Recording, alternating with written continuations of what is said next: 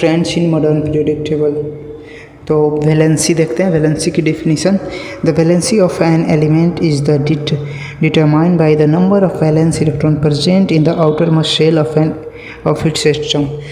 तो वैलेंसी कैसे निकालते हैं, जैसे वैलेंस इलेक्ट्रॉन जितने होते हैं, ठीक है, तो उस आउटर मोस्ट शेल को फुलफिल करने के लिए और कितने इलेक्ट्रॉन्स चाहिए या फिर कितने लूज कर रहा है, उसको बोलते हैं वैलेंसी। जैसे कार्बन के पास 2 और 4 यानी टोटल इसका एटॉमिक नंबर 6 होता है, तो 4 इलेक्ट्रॉन्स है, तो इसको या तो 4 चाहिए या फिर 4 लूज कर सकता है, तो इसकी वैलेंसी कितनी होगी 4। Okay, to complete its octet.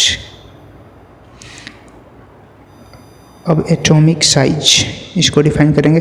The term atomic size refers to the radius of the atom. उसकी रेडियस कितनी है? The atomic size may be visualised as the distance between the centre of the nucleus and the outer most shell of an isolated atom. The atomic radius of hydrogen is 37 ppm, picometres में होता है, यानी 10⁻⁻12 metre. Metallic और non metallic properties भी देख लेते हैं। Metals like sodium, magnesium are towards the left hand side, मतलब लेफ्ट हैंड साइड होता है पीरियोडिक टेबल में of the periodic table, and non metals like sulphur and chlorine are found on the right hand side. Non metals generally right hand side पे और metals left hand side पे found होते हैं। और semi metals और metalloids जो होते हैं उनकी पोजीशन अप्रॉक्स मिडिल में होती है, इस टाइप से थोड़ी लेफ़्ट से राइट की तरफ होती जाती है पीरियोडिक टेबल में। आप जैसे कि इसमें देख पाओगे,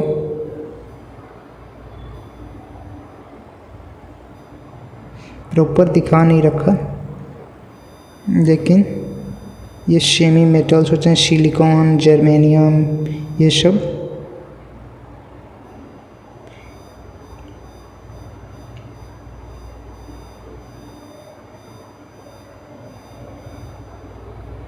In modern periodic table, zigzag line separates metal from non-metals. Zigzag line जो है metals को non-metals से separate करता है। The boundary line elements boron, silicon, germanium, arsenic, antimony, thallium and polonium are the intermediate in properties। मतलब metalloids या फिर semi metals इनको बोलेंगे, आपको बता ही रखा है, अभी बताया था जर्मेनियम, सिलिकॉन, इसमें ऐड कर लो बोरोन, आर्सेनिक, एंटीमनी, टैलियम, पोलियम।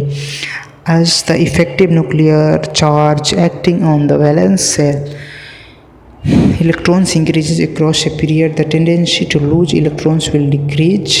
जैसे उसके एटॉमिक रेडियस बढ़ते जाएगी, इन पीरियड आगे बढ़ते जाएंगे, तो उसकी मतलब कितनी उसको हीट या फिर एनर्जी चाहिए टू लूज इलेक्ट्रॉन्स, वो एनर्जी घटते जाएगी क्योंकि न्यूक्लियस से दूर होते जाएगा उसका इलेक्ट्रॉन। जैसे जैसे रेडियस बढ़ती जाएगी तो उसको कम एनर्जी में चाहिए, कम एनर्जी चाहिए होगा टू लूज इलेक्ट्रॉन्स, वहीं बता रखा है इसमें। Down the group, the effect of nuclear charge experienced by the valence electron in decreasing because the outermost electron are farther away from nucleus, वहीं बता रहा है। down the group में भी वहीं होगा।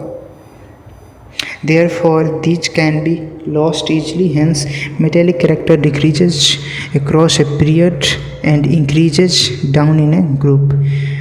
Non-metals, on the other hand, are electronegative. They tends to form bonds by giving electron, मतलब electronegative होते हैं नॉन मेटल्स जो होते हैं, they tends to form bond by gaining electrons. Electrons लेके बनाते हैं, जैसे क्लोरीन लेता है, ब्रोमीन लेता है, एक एक इलेक्ट्रोनेगेटिव होता है नेचर के।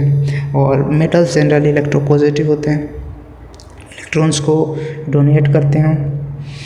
As trend in the electronegative shows, non metals are found in right hand side of the periodic table towards the top.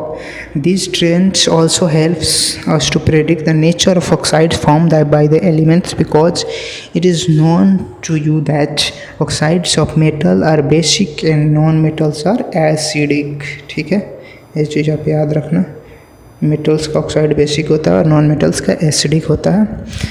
So nature of oxides भी प्रिडिक्ट करने में हेल्प करता है कि ये नॉन मेटल है, तो जनरली ये बेसिक इसका ऑक्साइड का नेचर बेसिक होगा और नॉन मेटल होगा तो इसके ऑक्साइड का नेचर एसिडिक होगा।